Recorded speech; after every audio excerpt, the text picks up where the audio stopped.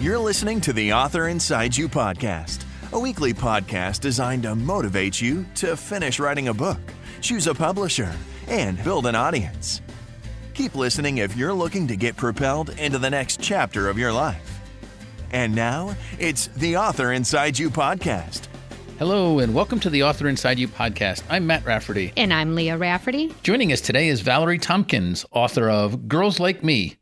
Valerie believes in creating books that provide a positive representation of African American children and families.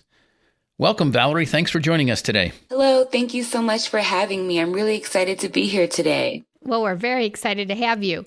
So, Valerie, the words and illustrations are so powerful in your book. What inspired you to write Girls Like Me? Yes, so I've loved to read since I was a child. I used to go and pick out books at the bookstore with my parents every time I would get my report cards. So I grew up going to sleep reading books every night, carrying a book in the car. And as an adult, I also enjoyed reading. But during the pandemic, I had some downtime at home, of course, and I started writing the manuscript for Girls Like Me. And it didn't take long at all. And I started searching for an illustrator, and I found someone that was able to make my vision come to life. And it happened really fast. Wow. So how did you go about finding the illustrator? Yes, so I was searching on different freelancer websites, and I found, her name is Abira. I found some of her other work, and I saw that she has been able to do different skin tones and curly hair, and also get really fun with like the career characters and make it really vibrant. And she really seemed to match my vision, and we were a really good collaboration for each other. Well, it looks like it. I mean, when you look at your cover and all the pages, you feel like you just have to smile, right? The picture that's looking back at you looks so real, and you just feel like, wow, what a fun person. Yes. So I went to the library and gathered a bunch of different children's books so that I could get a good idea of what to tell her, so that I could describe like the skin tone and the different job roles, because the book includes different careers like a doctor, a scientist, an engineer.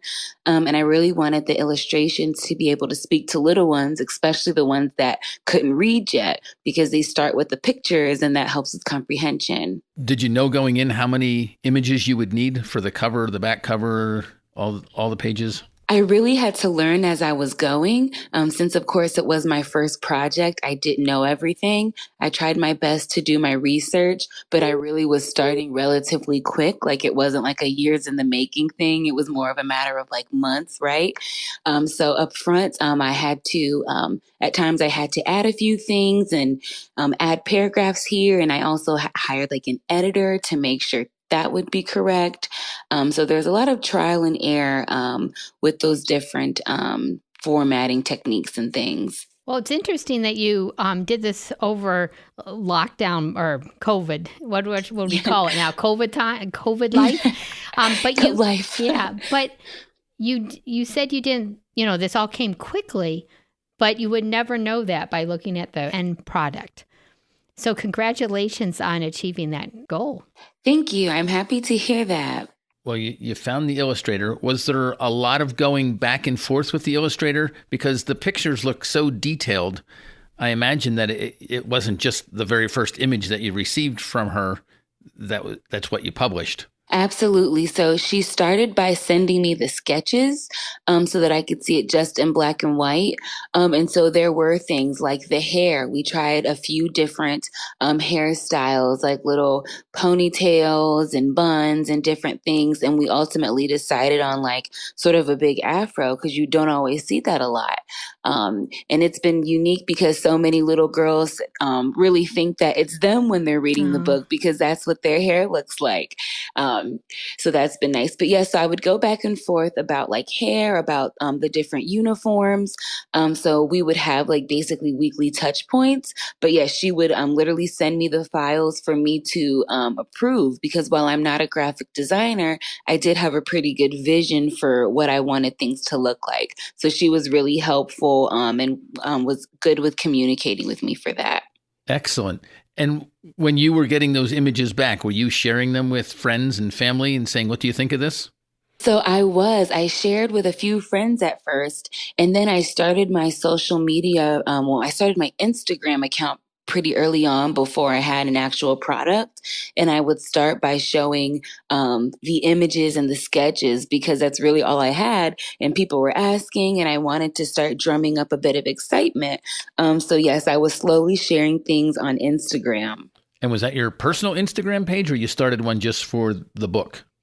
I started an Instagram just for girls like me. I specifically wanted to find a brand new audience of people that weren't just there for me, but were there for children's books. And how did you get people to see what you were posting and follow you? So it took a bit of time, and I realized to not only talk about the book, but to introduce myself.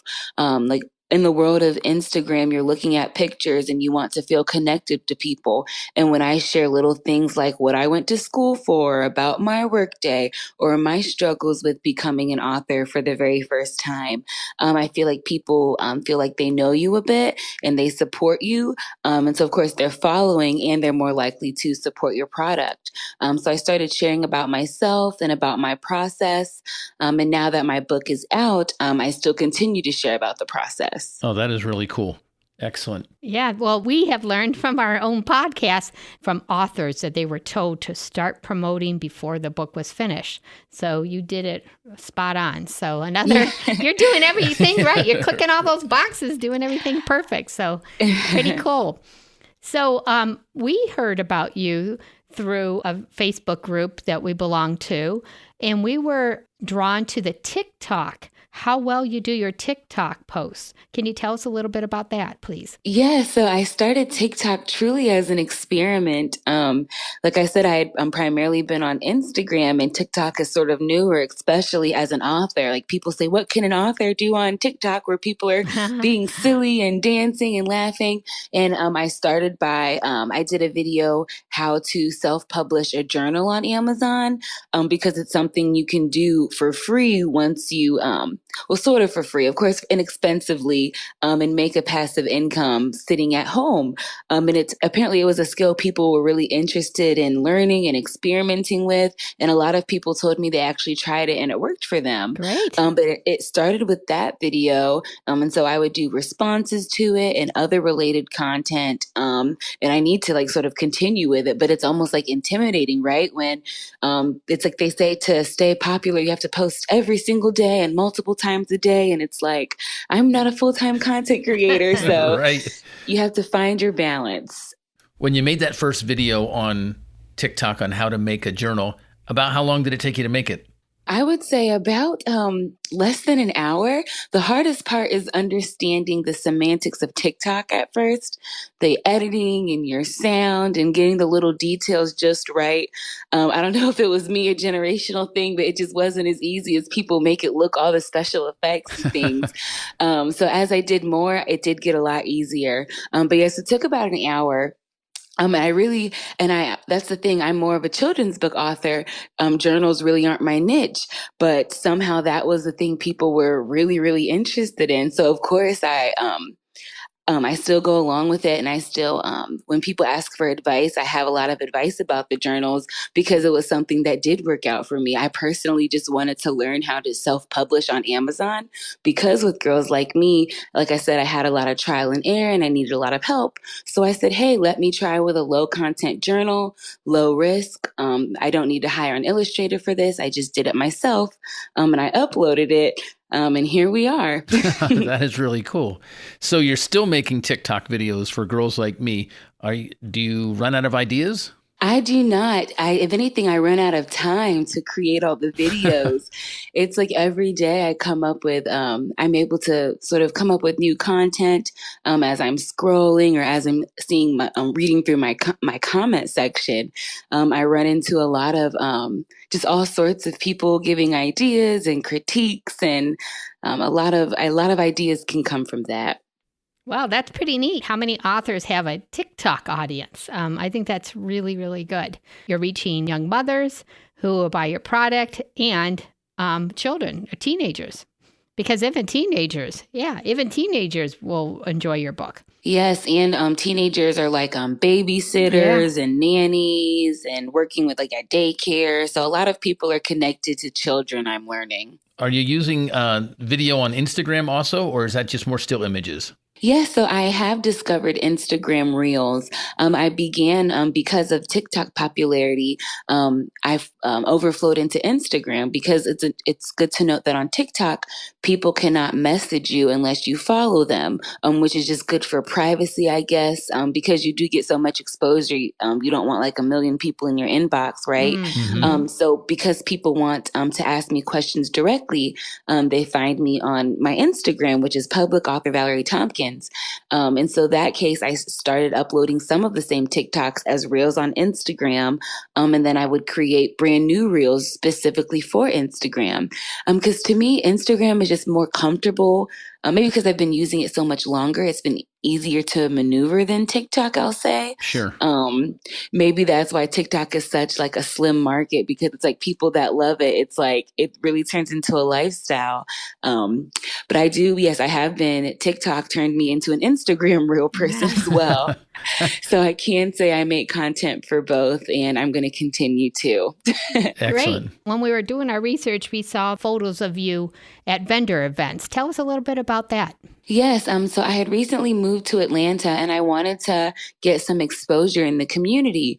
And so Atlanta has a really big market for entrepreneurs and small business owners, I'm learning. So there's a lot of pop-up events where vendors can have tables and booths to sell food, clothes, beauty products, books, all sorts of things. So I took advantage of several of those, and I was able to meet a lot of people in person, take pictures with children, really for the first time since the pandemic had begun. So I hadn't been able to get out into classrooms and things during 2020, of course. So the vendor events were really a good opportunity for me to put a face to some of the children that I'm trying to reach. That must have been a really nice day when you did your first vendor event. To see the first off, to see any kid is just fun. And then to see how excited they were about your book must have been amazing. Oh, absolutely. It really was motivating me to continue. And so you will continue doing vendor events? Absolutely. Yes. I want to do more vendor events. I do virtual classroom and like daycare visits, but I would love to get inside classrooms whenever that will be safe. But yes, and in the summertime, I would love to do pop-up events for children, even like book signings. I'm looking to grow. Wonderful. How do you find a daycare that will let you do a virtual event? So the virtual event I did was actually in Ohio, in my hometown, someone that I knew. So that was easier to find that opportunity. But otherwise, I would say like through social media. There's teachers also have a huge community online. A lot of like teacher influencers are growing in things. So they can find you and reach out and ask you. So yeah, I've been trying to sort of join the different communities of like teachers and educators and young moms and things like that to join their communities. Excellent idea. Yes. And we also saw somebody on YouTube reading your book. Yes. So yeah, there's also like children influencers that are sharing book recommendations, right? Yeah. So yes, there's when they do story times, story time with Soraya, she'll read different books. And so she chose Girls Like Me to read. And I just think that's wonderful. It's like one thing when I was that age, I was just reading the books before bed. And now children are able to like make videos and learn that so early on. So I think that's wonderful. Yeah. I mean, just look at all the opportunities that have come your way because you decided to write this book. It's just wonderful.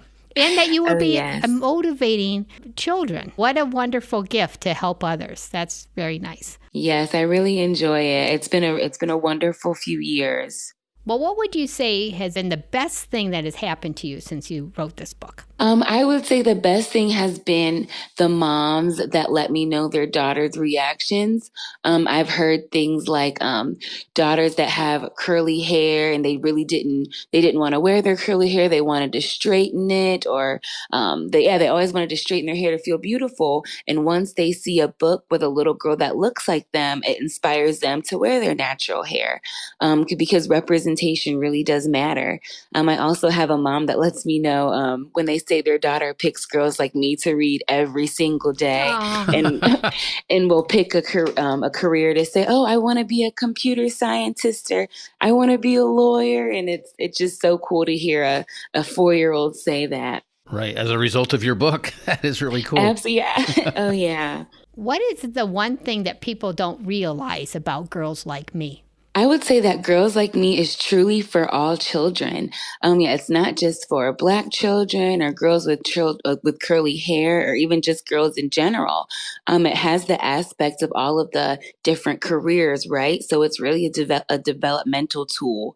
And it's a tool to where all children should read about all sorts of children, you know? I'm trying to break barriers about the different books that you see in classrooms, on the shelves, on the bookstores.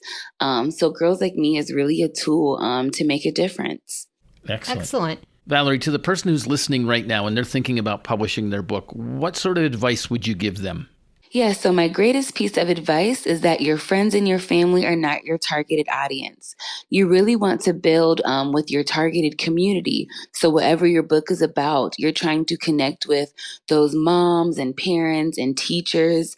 So of course you expect your friends and family to support you, but you really want to build a community with people across the globe so that they can tell their friends and family about what you have, and really share your book outside of just your own personal box and community. I feel like a lot of authors are looking for their local schools or just their neighborhoods. And I think the best way is really to sort of look online and go find your targeted community, because they're always out there. Wow, that's wonderful advice. That is absolutely wonderful. Right. Don't think of your state or your neighborhood. Think worldwide. Exactly. Yeah, because you may find the people in your community may not be super interested, but there's someone out there interested in cooking or knitting or dogs or things like that. There's always a community for you. You just have to find them. Well, to our listeners, we have a little connection with Valerie because Valerie is originally from Ohio, Northeast Ohio. I'm also from Northeast Ohio. Valerie now lives in Georgia, and Matt and I met in Georgia. And so it's just kind of funny that, and when you said your home state, I'm like, ooh, Buckeyes. Such a cool coincidence. Right. Well, Valerie, is there anything that we haven't asked you that you'd like to tell us? I guess I'll go ahead and mention that Girls Like Me is available on Amazon. And I also have signed copies on my website. If anyone needs advice in regards to publishing, feel free to send me an email because I really do like to connect with people and support people on their publishing journey. Excellent. And we'll have your email in our show notes. So if you're on your phone, you can swipe right or swipe left or swipe up or down, and you'll find Valerie's email address. Wonderful. Thank you so much. Well, Valerie, it's been a pleasure speaking with you today. Thank you so much for taking the time to speak to our listeners and help motivate them to write their book. Thank you so much for having me, and thank you for the work that you all are doing for your listeners. We really want to hear back from you. What do you like about the author inside you, or what don't you like? Do you have any ideas of who you'd like us to reach out to and have as a guest on the Author Inside You? You can head over to theauthorInsideYou.com and leave us a message, or you can give us a call at 475-4podcast, 475-476-3227. We look forward to hearing from you. And until next time, right on. Thank you for listening to the Author Inside You podcast with your host, Leah and Matt Rafferty.